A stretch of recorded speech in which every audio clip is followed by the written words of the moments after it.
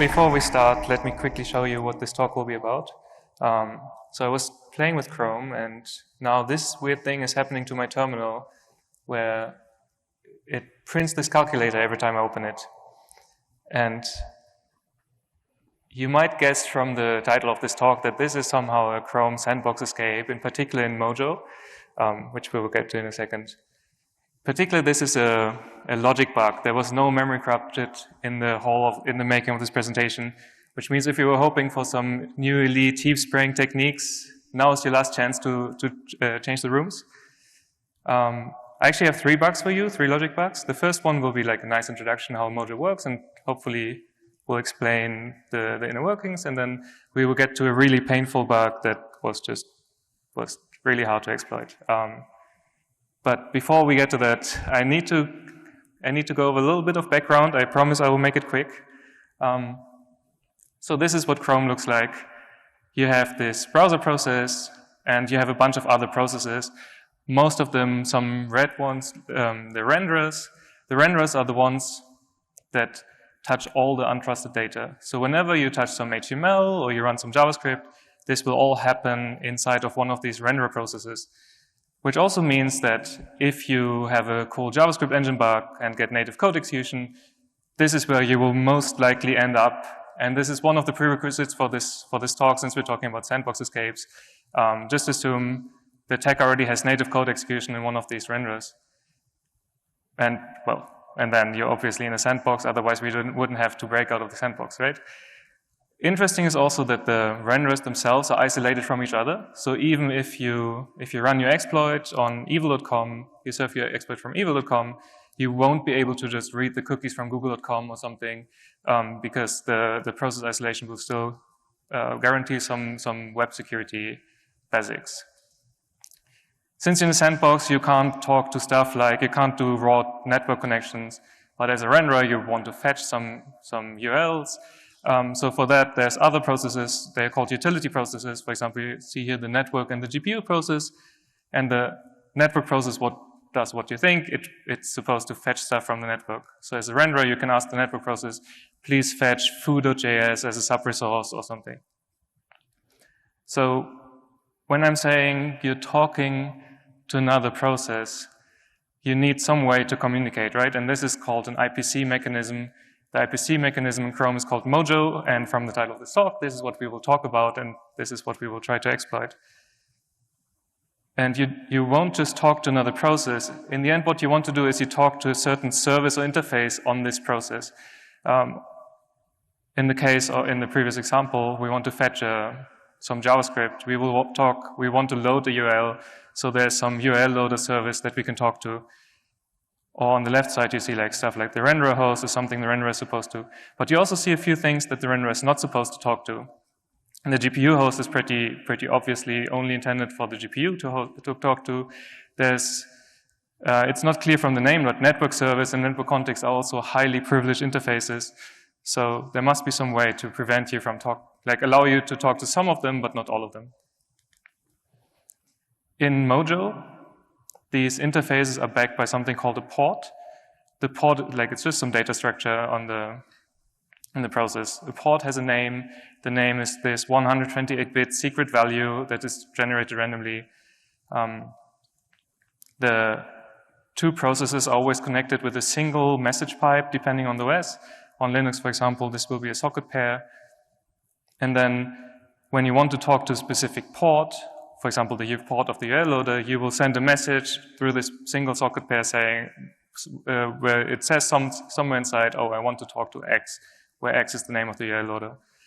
The processes in Mojo are called nodes, so I might use those words interchangeably from now on. The wire format looks roughly like this, where there's 2 layers of messages. The outer layer is called the channel messages, and this is the node-to-node communication. So it's like a network protocol pretty much, where you have some metadata you can exchange. For example, you see broadcast event, you can make it broadcast stuff. And then the inner layer of messages is used for the port-to-port communication. You see here the event messages with the payloads in blue. And the user message, for example, is the ones that has the actual payload. So when you actually ask for, hey, please fetch foo.js, it will be in the k-user message type, and then there's some other metadata stuff. And you can see here all of them have a port name. Since it's port-to-port communication, they need to always specify which port they go to. And you might want to know, wait, don't browsers sometimes have information leak vulnerabilities and you can leak these port names? What happens if you can leak the port name of some privileged interface? How bad can that be? Well, I already did this like 2 years ago where some of these actually allow you to break out of the sandbox. So maybe we can try to do something similar here. So just to summarize, this is the background we need. I think the most important part is if you leak these port names, that's bad, and try not to do this, or try to do this depending on what you try to achieve. So let's jump into the first vulnerability. So here you have, again, three nodes or three processes, the renderer, the browser, and the network. And the renderer now wants to fetch foo.js.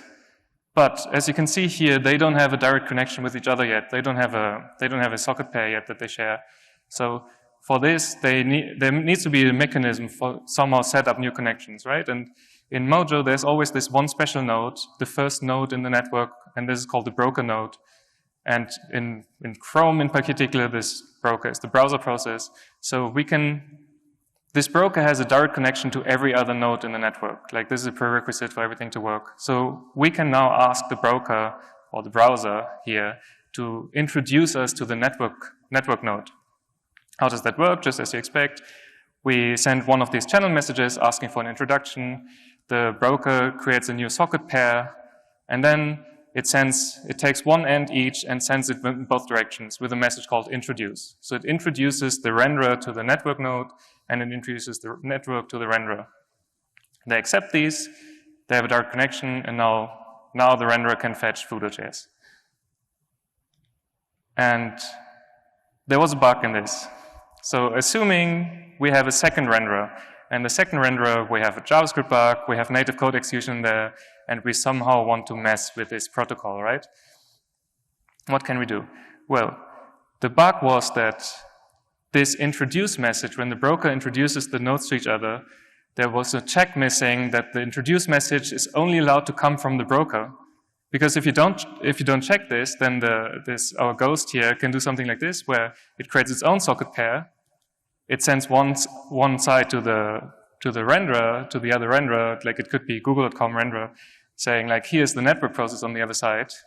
But then it keeps the other end of the connection. We do this in both directions. And suddenly we're this ghost in the middle where we can intercept all the traffic going between the renderer and the network process. And you can imagine that that's not great, because now if the renderer wants to fetch foo.js, we can just put our own XSS payload in there and get like JavaScript execution in the other renderer. And I wrote an exploit for this, and it's at least a UXSS. It's possible that they can do more with this, but I thought this was fun. But in the real world, you will actually end up like this, where if you get code execution in this renderer, you compromise the renderer, the other renderer probably already has a connection to the network node, right? Because it probably has to use the network at some point. So does that mean our attack will not work? Because when we now try to introduce the other renderer to the network, it already has a connection, so it will ignore the message. But then Mark Brunt from Project Zero had this idea where he's like, well, can't you just crash the network process? Because the browser is so nice, and it will just spawn a new network process if you crash the old one. It will notice and then just spawn a new process. And it actually took me like 1 hour or so to find a null pointer reference, which is not memory corruption. I'm just crashing it. So you trigger null pointer reference in the network process. It will go away. The browser notices, spawns a new one. You get the connection to it quickly before the other one, and then you're back in the previous situation where now you can introduce them to each other and get UXSS. So this was fixed with this patch.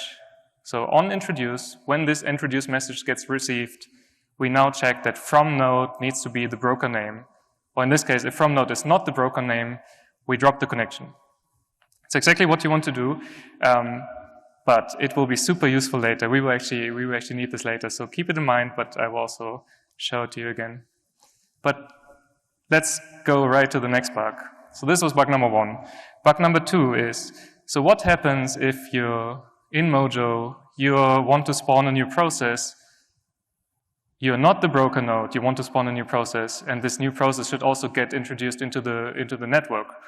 There needs to, as we've seen before, the broker needs to have a direct connection to every other node in the network, so there needs to be a way to tell the broker about new nodes. And, well, this is pretty straightforward. The protocol just works as you would expect it to, which is we just tell the broker, hey, here's a new node. It's called @brokerClient, I think, the message type.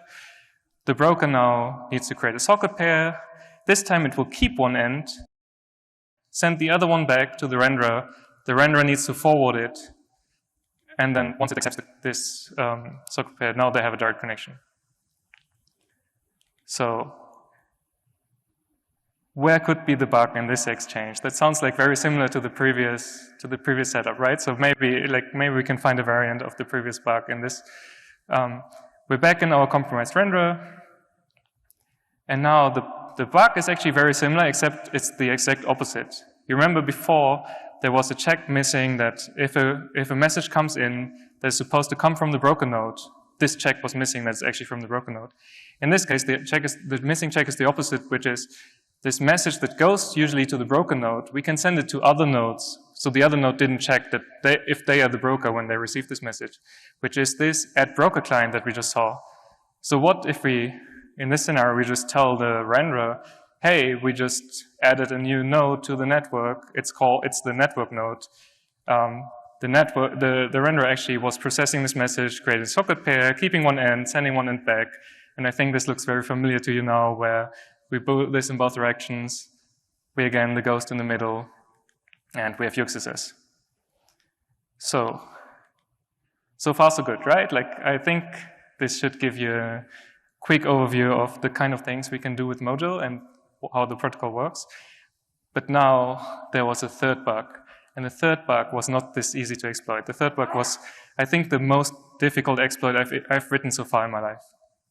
And we will need to use everything we've learned so far and a little bit more to actually exploit it.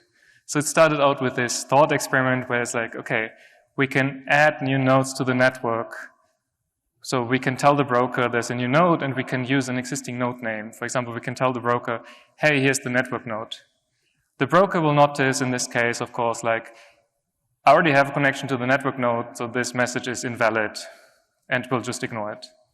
But as we've seen before, we can also crash the network process. So we crash it, it goes away, we send this message telling the broker, hey, we have a new process, it's called the network node.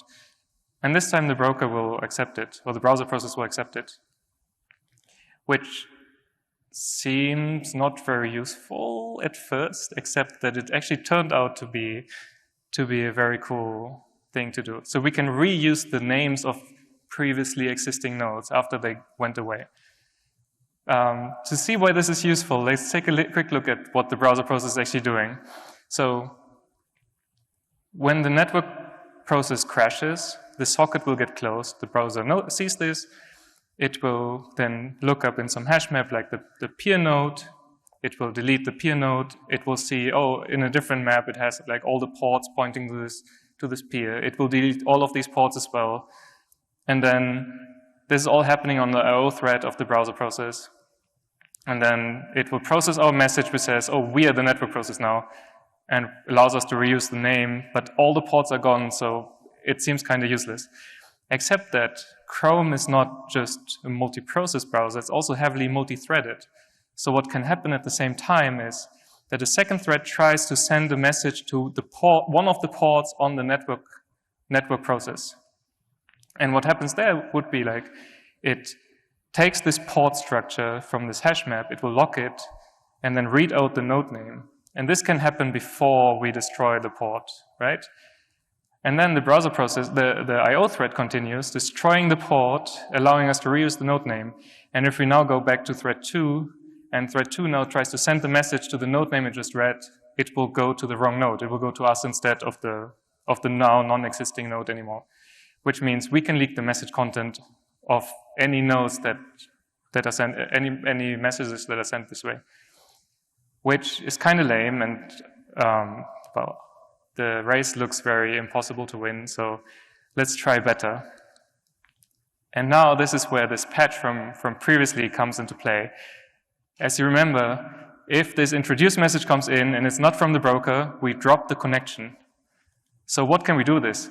So what happens if we, as this compromised renderer, we ask the network process to introduce us to the broker? Like, this doesn't make sense, but again, there was a check missing that this message should only be handled on the broker node. So the network process will actually try to do this. So it creates a socket pair and then sends out the introduction, one end to us, one end to the browser process. We have native code execution, we can patch the code, we can just ignore this patch from before, so we just ignore the message. But the browser process now will trigger this code that just, the code from this patch, and drop the connection. Like, it will not kill the process, it will just drop the connection. And now we can reuse the node name. So what is different from before? Well, the difference is the process still exists. We can steal the name, we can reuse the node name of a process that still exists. Which means if we can find a way to leak a port name now, a port name on the network process, we can then start sending messages to it and sending messages to this port. We just need to find a way to leak a port name. And as we've seen before, some ports are very privileged, so this would be very cool if we can do this. To see if this actually works, we need to take a look again what happens under the hood. So as before, once the socket gets closed, the browser process well, both processes actually will delete the peer node in the peer structure. They will close all the ports. Part of this means they will run on-error handlers for the ports, and they are custom depending on what kind of interface is there.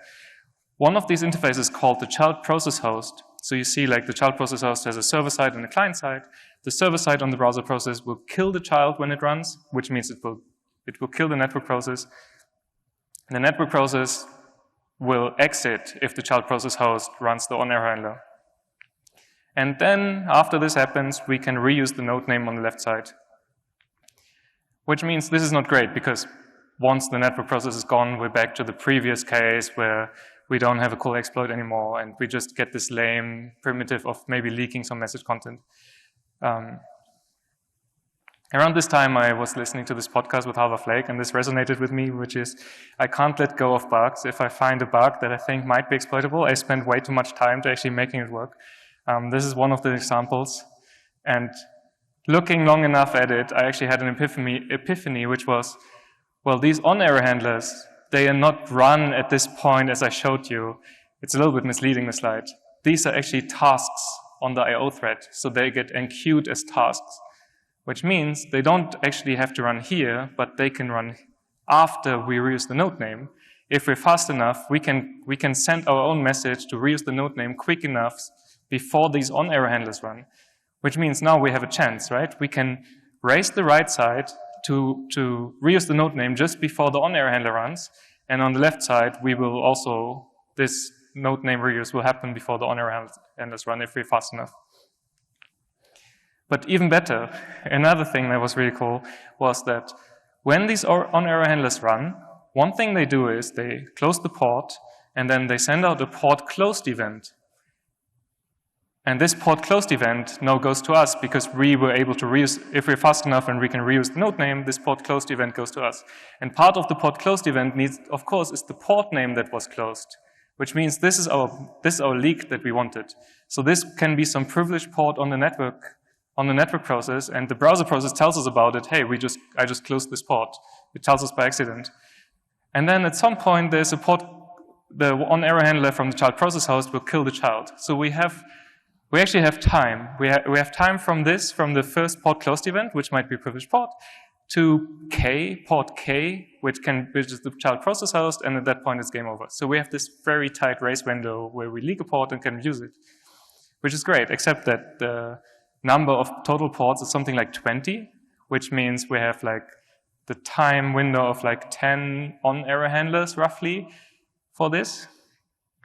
But it seems possible at least. But these two big issues, right? Like there's the tight race here, and then there's also the tight race that the network process tries to exit. We need to win both in order to make this work. And at this point, I nearly gave up because I was like, okay, this seems exploitable, but I will probably never make a reliable exploit out of this. So maybe just report that it's exploitable and just imagine the rest, right? But then I took a break and I watched my favorite movie, which is called Hackers. If you haven't watched Hackers, you should. It's the best. I will spoil you the story though. So in Hackers, there's this evil guy who steals a bunch of money and then he writes some ransomware and that will sink an oil tanker, and he also blames it on this group of hackers. And this group of hackers then tries to prove their innocence, and they need to hack into this corporate network because on one of these machines there's this file that has some evidence of what he was doing. The problem now is that this corporate network has this super powerful machine called a Gibson, and the Gibson is running like an IDS that will just kill all the reverse shells. Like they have all these 0 days to get code execution in the corporate network, but this Gibson will just kill all the reverse shells very quickly.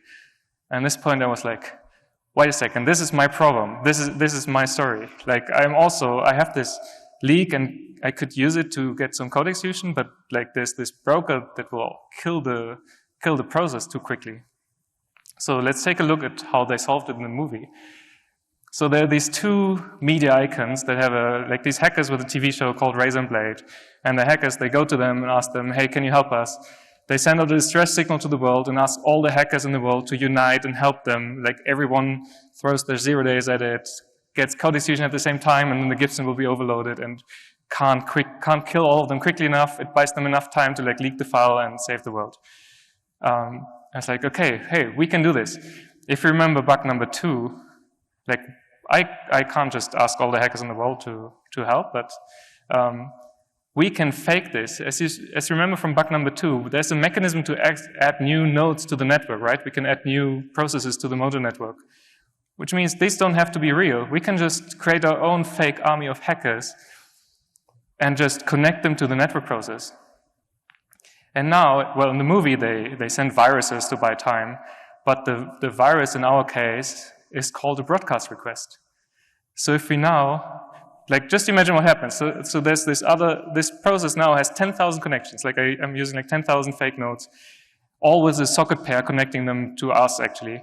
And now we send out a broadcast request. So now the network process needs to make 10,000 copies of this broadcast request and send it out on every single file descriptor that it has, which takes much longer than us just sending this request, right? Which is perfect. This works. It solves our problem. So now the network process will never exit. Like it's just completely blocked. The IO thread is completely blocked. But we still have this tight race between the leak and the kill. So the Gibson, we still have the problem of the Gibson. The Gibson is still finding us too fast.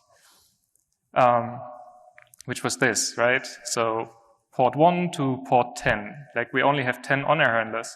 So, but then the solution is also pretty straightforward. Why don't we just make this number very big?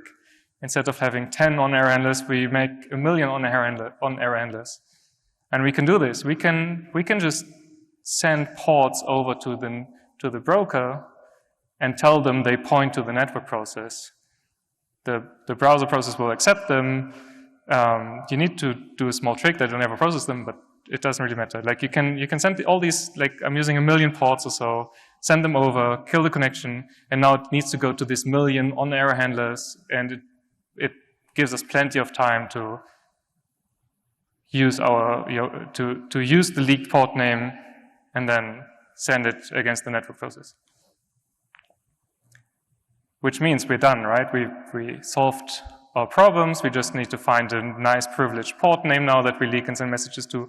Except that, how do you send a message to the IO thread of the network process if we're also DOSing the network process right now?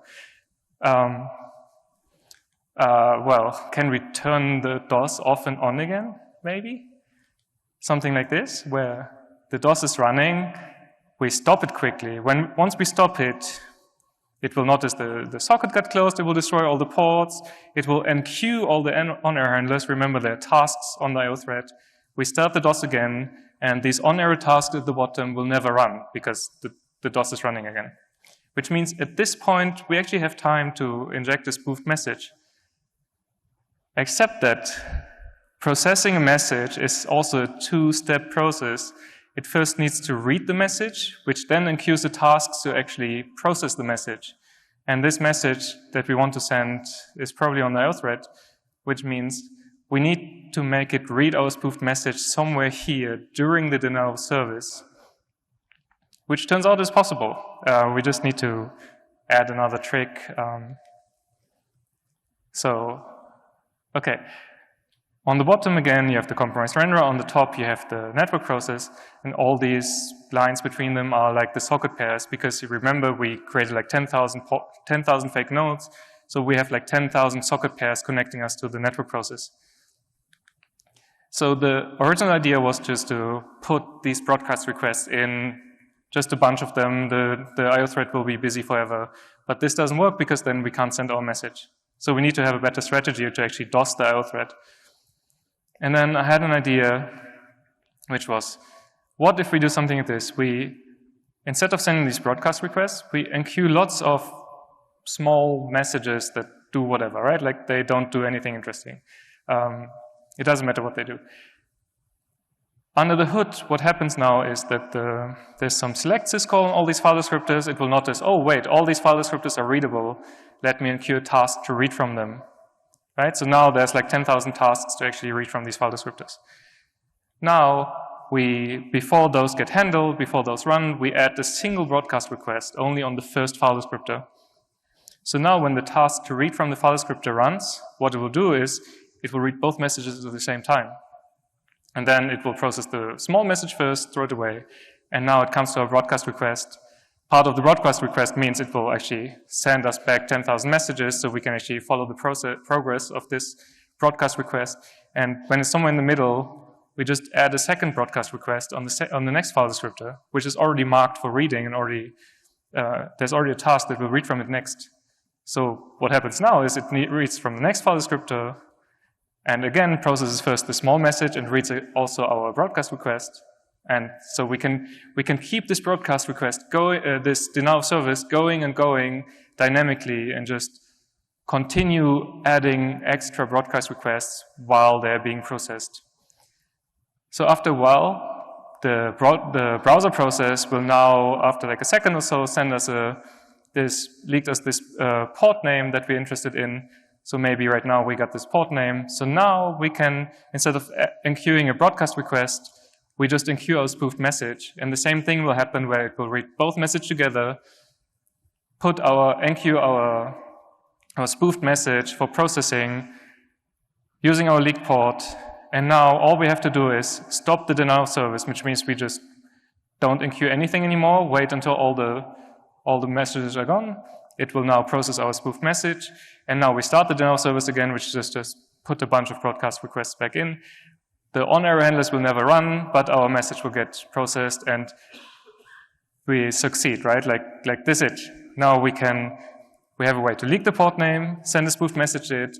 The only thing missing is now we need to have some way, like what is a privileged port, right? Like now we need to choose a port. We have like 20 ports or so that we can choose from, that we can send messages to. We just need to choose the right port, or like the right service that is behind the port. And then I started looking, and I went through the ports. I dumped all what they are. One of them is the child process interface. And this one looks very interesting because it allows you to spawn new services. So you can actually ask it to spawn a new service inside the process, inside the network process. And there are a bunch that get created on the IO thread. We don't want those because the IO thread is under denial of service, so we can't actually use them. But there's also a bunch of services that will get started on the main thread. So we can use any of these. We can start any of these, and there were a few more. So like there's a storage service, video capture. But the first one caught my eye. The first one is kind of cool. The auction worklet service. It doesn't sound like it will give you a sandbox escape at first, unless you notice that what this actually is, which is it's a JavaScript engine. This auction worklet service means it will spawn another instance of V8, like the JavaScript engine, inside the network process, so it will run without a sandbox. And as you remember, our prerequisite is that we have a compromised renderer. So our renderer compromise is probably a JavaScript bug already, right?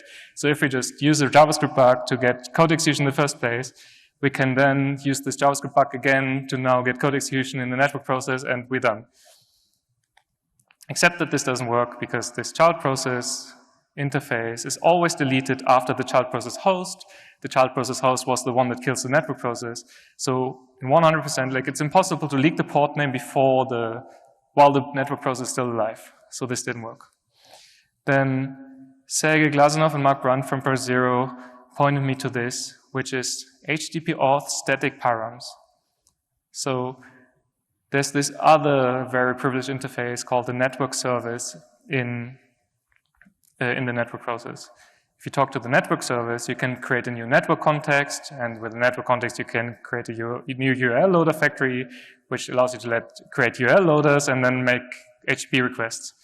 Part of the network context config options, you can say you have these HTTP auth static params. And there's this GSS API library name, and if you read the comments, there's something about Kerberos.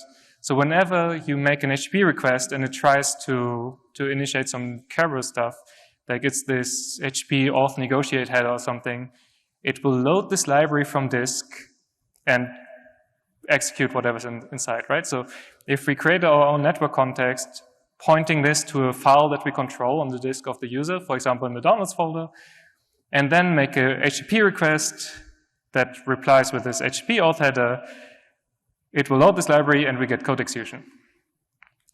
Except that this also didn't work. Like, I wrote this exploit. I can create this network context. I can create an URL loader factory. I can create the URL loader. I make it load, send an HTTP request to my web server. My web server replies, but then the response is never processed. I never get to this code, which I think is because some of this part is happening on the IO thread. Since we're DOSing the IO thread, it's also game over. There might be some trick in there, but I couldn't figure it out.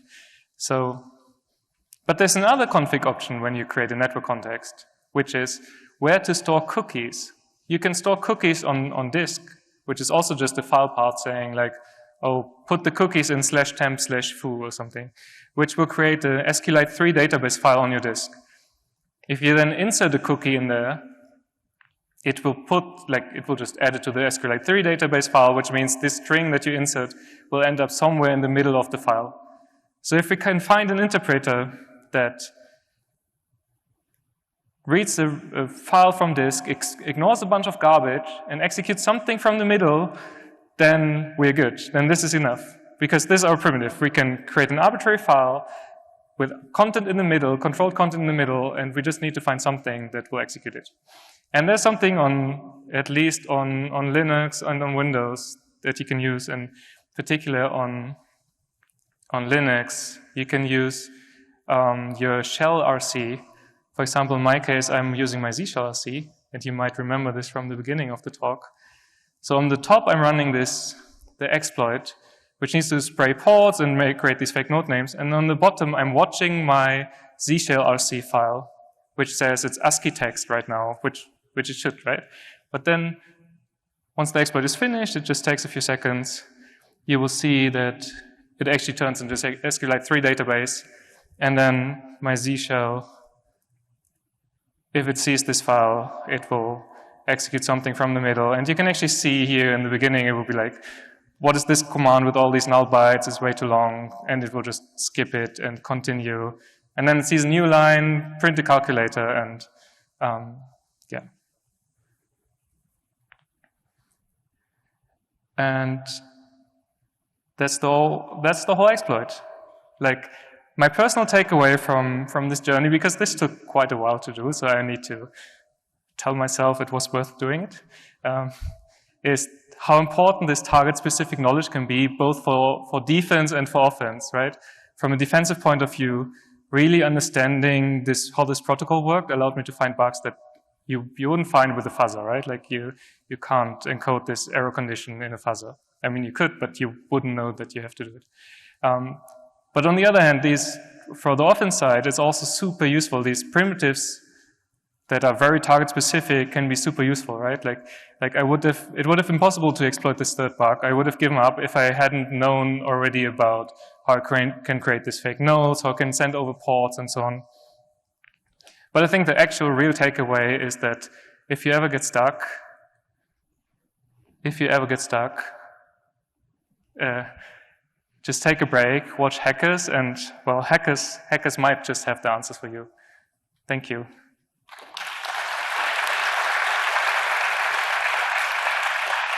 We have a few minutes for questions left. Please go to the microphone if you have a question.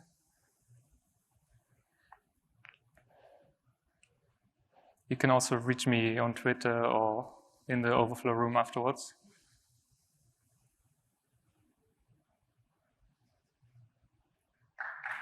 Yeah, thank you.